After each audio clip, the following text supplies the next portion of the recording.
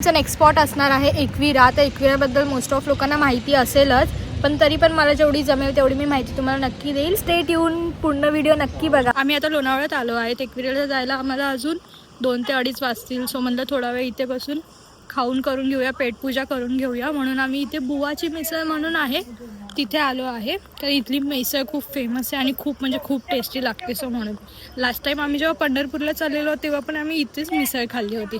तुम्ही पण नक्की ट्राय करा. तर हे आहे ते बुवाची मिसळ हॉटेल जे लोणावळ्यामध्ये आहे. तुम्ही इथे एकदा नक्की ट्राय करा, कारण इथली मिसळ खरंच खूप म्हणजे खूप छान लागते, खूप टेस्टी असते. आणि ह्याच्यासोबतच आम्ही इथे मसाला ताकसुद्धा पिलं होतं, ते पण खूप म्हणजे खूप सुंदर होतं. तर मी पोचली आहे एकविरा देवी टेम्पलला आणि आपल्या महाराष्ट्रामधील हे एक खूप फेमस आणि पॉवरफुल देवी मंदिर आहे.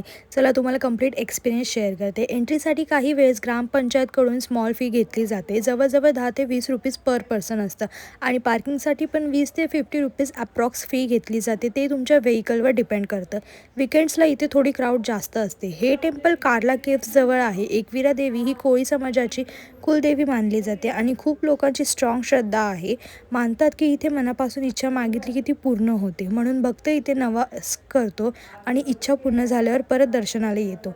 टेम्पलपर्यंत पोहोचायला तुम्हाला जवळजवळ 200 ते 250 पायऱ्या चढाव्या लागतात. पायऱ्या कम्फर्टेबल आहेत आणि मध्ये मध्ये रेस्टसाठी जागा पण आहे. रस्त्यात तुम्हाला पूजा सामग्री, पाणी, स्नॅक्स, निंबू पाणी, कोल्ड ड्रिंक्स मिळतात. पूजा सामग्री आणि छोटे आयडॉल्स पण अवेलेबल आहेत. आतमध्ये दर्शन खूप पॉवरफुल फील देतो. एकविरा देवीची जी मूर्ती आहे ती खूप सिम्पल पण खूप डिवाईन आहे आणि दर्शन घेताना एक वेगळाच पॉझिटिव्ह एनर्जी फील होते. टेम्पलजवळच कार्ला केव्स आहेत जे खूप फेमस बुद्धिस्ट केव्स आहेत. हे केव्स खूप पुराणे आहेत. आर्किटेक्चर खूप इम्प्रेसिव्ह आहे. आज बिलकुल गर्दी नाही, बिलकुल म्हणजे बिलकुल. डायरेक्ट आम्ही आलो आणि जेव्हा आम्ही लास्ट टाइम आलो होतो तेव्हा खूप गर्दी होती.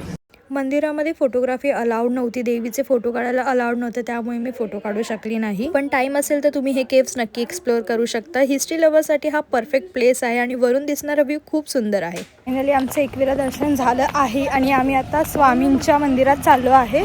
So please stay tune. Video शेवटपर्यंत नक्की बघा, कारण ती जी मूर्ती आहे स्वामींची ती खूप इंटरेस्टिंग असणार आहे. तर हे लोणावळ्यामधील स्वामी समर्थ मठ लोणावळा हे एक खूप पीसफुल आणि स्पिरिच्युअल प्लेस आहे. स्वामी भक्तांसाठी हे एक इम्पॉर्टंट दर्शन स्थळ मानलं जातो. स्वामी समर्थ हे अक्कलकोटचे प्रसिद्ध संत होते आणि लोक त्यांना दत्त अवतार म्हणून मानतात. त्यांच्या नावाने अनेक मठ आणि मंदिरं महाराष्ट्रामध्ये आहेत. पण या मठामध्ये जी स्वामी समर्थांची मूर्ती आहे ती पितळाची बनवलेली आहे. मूर्ती खूप शांत आणि पॉवरफुल एक्सप्रेशन देते. दर्शन घेताना एक पॉझिटिव्ह आणि डिवाईन एनर्जी फील होते.